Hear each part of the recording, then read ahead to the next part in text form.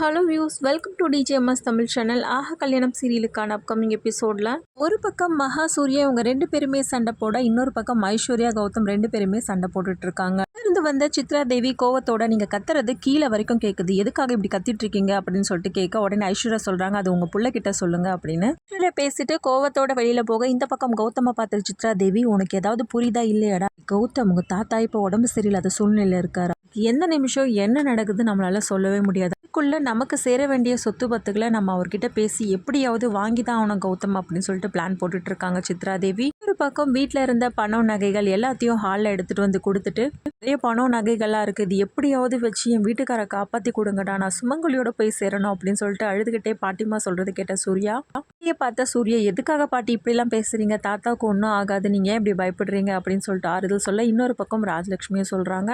இருக்க பணம் நகைகள் எல்லாத்தையும் பார்த்த சித்ரா தேவி ரொம்பவே பிரமிப்பா பார்த்துட்டு இருக்காங்க. தேவையில்லாத கேள்வியை சித்ரா தேவி எழுப்ப கோவம் அந்த பாட்டி என்ன பண்றாங்க, சித்ரா தேவி கண்ணத்தை பார்த்து பல்லால்னு அலையிறாங்க. இந்த நேரத்துல என்ன பேசணும் உனக்கு தெரியாதா சித்ரா அப்படின்னு சொல்லிட்டு கேள்வியும் கேட்க ஆரம்பிக்கிறாங்க பாட்டிமா.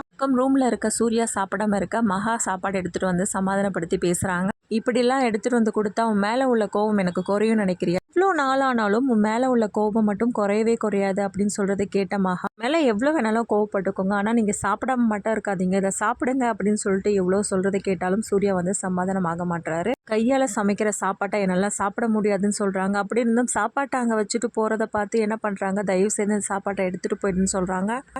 மகா மனசுக்குள்ள உங்களை எப்படி சாப்பிட வைக்கணும்னு எனக்கு நல்லாவே தெரியுங்க அப்படின்னு சொல்லிட்டு சாப்பாடு எடுத்துட்டு கீழே போறாங்க. கீழே போன மகா சின்னத்துக்கிட்ட பேசிட்டு எப்படியாவது சூர்யாவை சாப்பிட வைக்கணும் அப்படின்னு சொல்லிட்டு ஒரு பிளான் பண்றாங்க. மாதிரி ராஜலட்சுமி வர தருணத்துல 2 பேரும் பேசிட்டு இருக்காங்க. கண்டிப்பா அவங்க அம்மா கொடுத்தாலும் சாப்பிடவே மாட்டாங்க சின்னத்தை அப்படின்னு சொல்லிட்டு மகா சொல்றாங்க. இல்ல சூர்யா கண்டிப்பா அவங்க அம்மா கொடுத்தா சாப்பிடுவேன்னு சொல்லிட்டு சின்னத்தை பேசுறது கேட்டு உடனே என்ன பண்றாங்க, என்ன நடக்குது அப்படின்னு சொல்லிட்டு கோவத்தோட ராஜலட்சுமி அந்த இடத்துக்கு வர, இன்னும் இல்லக்கா மகா சொல்றா ரொம்பவே கோவமா இருக்கா சூர்யா, அதனால நீங்க கொடுத்தா கூட சாப்பிட மாட்டேன்னு சொல்லிட்டு மகா சொல்றான். ஆனா நான் என்ன சொல்றேன்னா, கொடுத்தீங்கன்னா கண்டிப்பா சூர்யா சாப்பிடுவான்னு சொல்லிட்டு நான் சொல்றேன்க்கா அப்படின்னு சொல்றது கேட்ட ராஜலட்சுமி அதை சாப்பாட்டை எடு.